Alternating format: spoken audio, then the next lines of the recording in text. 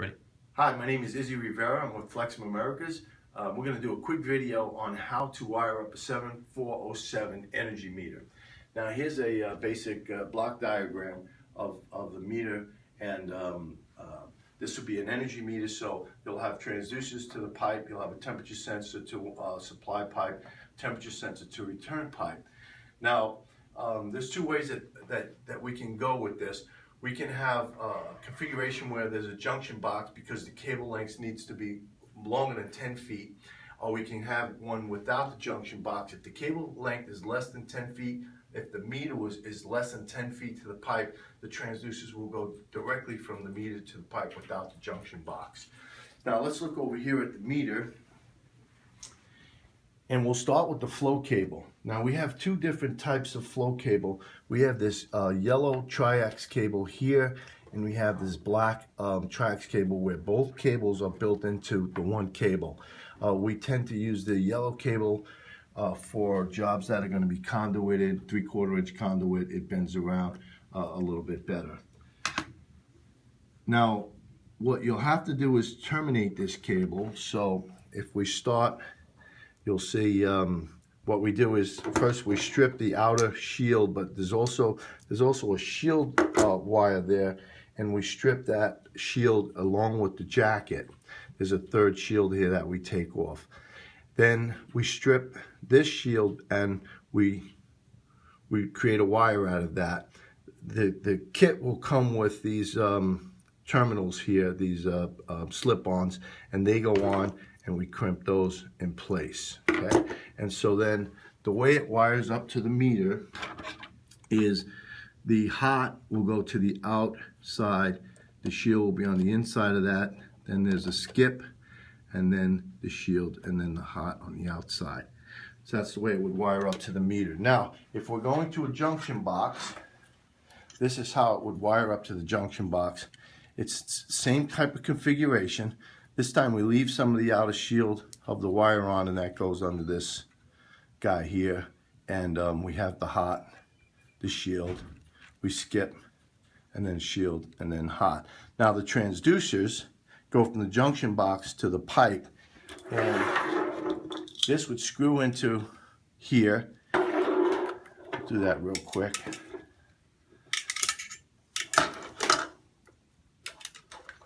This would screw in, and it would go on these posts right here.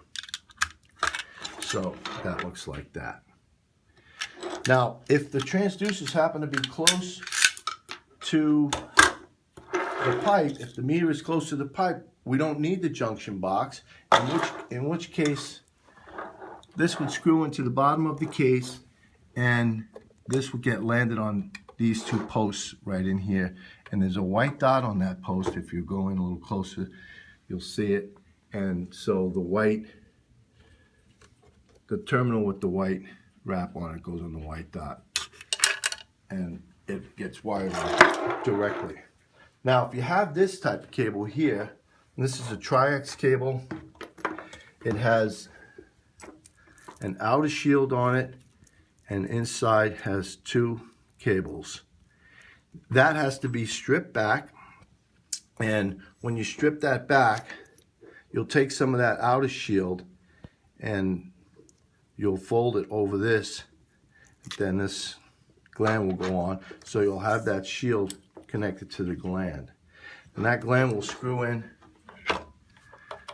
to the meter here, and you had to remove the jacket on here and strip this back. Then you had to strip over here. You had to create a wire out of the shield and put these terminal posts on and crimp those on, and then it gets wired up like that. Now over at the junction box, kind of looks the same way as the yellow triax. Again, this has to be terminated by the electrician or by Flexim. Okay, now going to the temperature wire,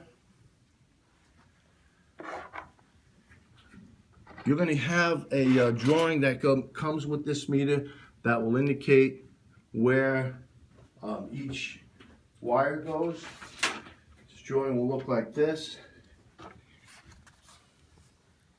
And depending on the type of RTD you have, this is an RTD with white, black, green, and red.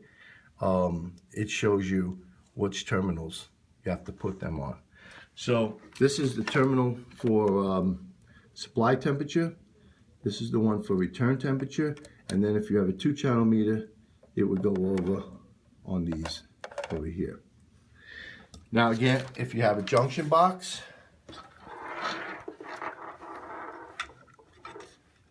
this terminal block inside the junction box is not connected to anything, so you can pull it out and make it easier to wire. And your wires would come in on one side, and then this is the extension wire, and then on this side is your RTD wire. Now this happens to be an RTD that has 2 whites and 2 reds. So if you look at your drawing here, it shows 2 whites, 2 reds, and that gets connected to white, black, red, and green.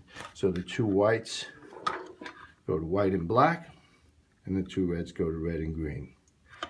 And then the RTD would go to the pipe. Now again, if you happen to be close to the pipe with the meter, you won't need the junction box. Once you get this junction box wired up, there's a double stick tape at the bottom. You remove the backing on the double stick tape, and you can tape that down to junction box.